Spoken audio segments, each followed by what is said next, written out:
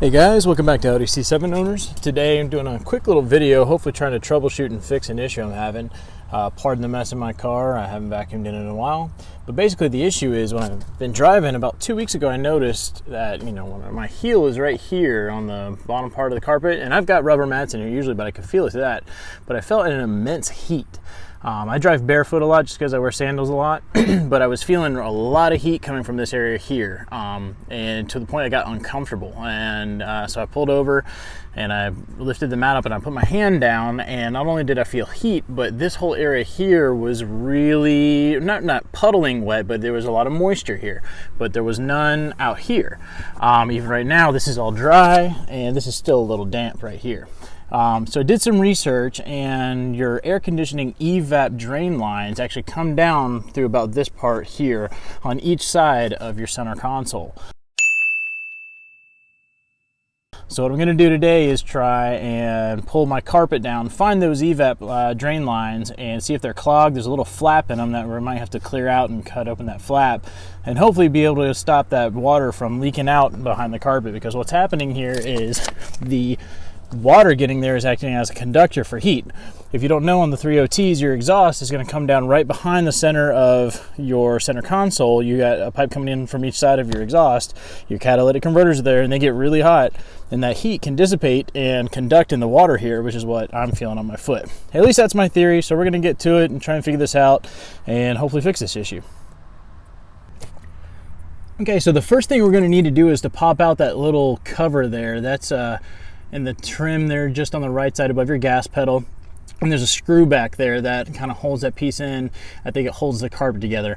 I'm just kind of figuring this out as I go, so hopefully this is part of the step, but we're going to go ahead and remove that little piece and see what happens.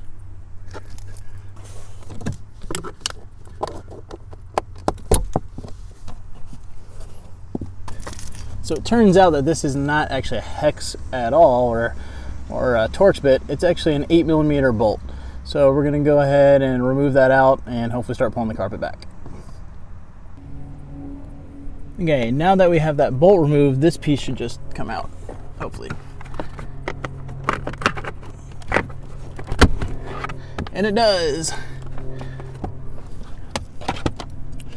All right, so we can start to see the drain line, which is right there coming down. So let's start to pull this back. Let me move the camera real fast. Be right back. All right, let's see here.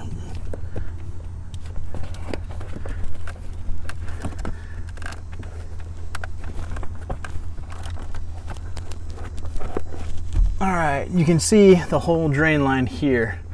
That's where it exits to the outside of the car. So we're gonna pop that out, see if it's clogged, see if we can do anything to prevent this from clogging again.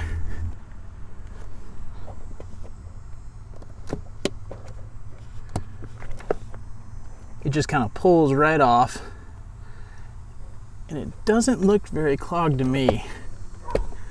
Pull this off.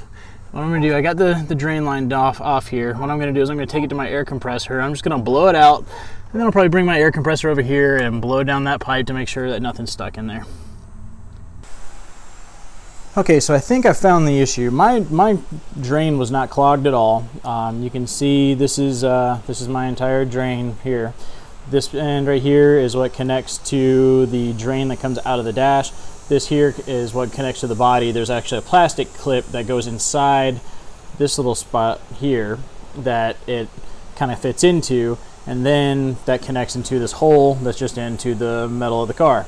And so as you can see, mine's kind of worn around the edge and everything, but since it's not clogged, something else had to be going on. What I think it is you can see right here and right there is this kind of flap that's built into the inside. What I think is happening, water's coming down and pooling up there, and instead of just flowing straight out the car body, it's coming out, and since this is a little loose, it's starting to get around the seal here. So ultimately, I'm probably going to have to buy a new EVAP drain, because I mean, it is just rubber.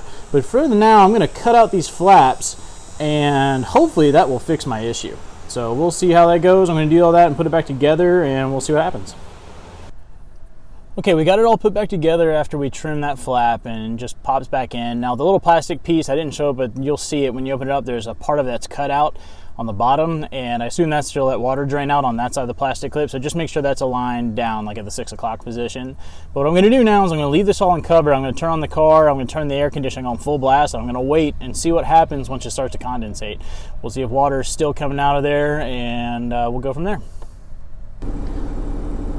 Okay guys, we have everything put back together. The AC's been running for a while and it's dry.